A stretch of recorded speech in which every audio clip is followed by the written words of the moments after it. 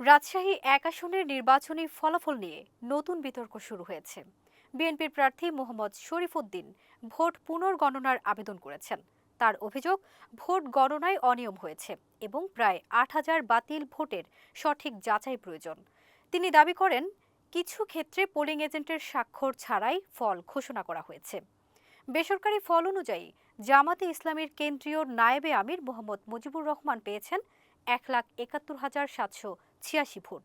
ধানের শীষের প্রার্থী শরীফউদ্দীন পেয়েছেন ১,৬৯,৯০২ ভোট। ব্যবধান ১,৮৮৪ ভোট। মোট ভোট পড়েছে ৩,৫১,৮৪৪টি। বাতিল হয়েছে ৭,৯৮৬ ভোট। রিটার্নিং কর্মকর্তার কাছে আবেদন জমা দেওয়া হয়েছে, অনুলিপি গেছে নির্বাচন কমিশনের কাছেও।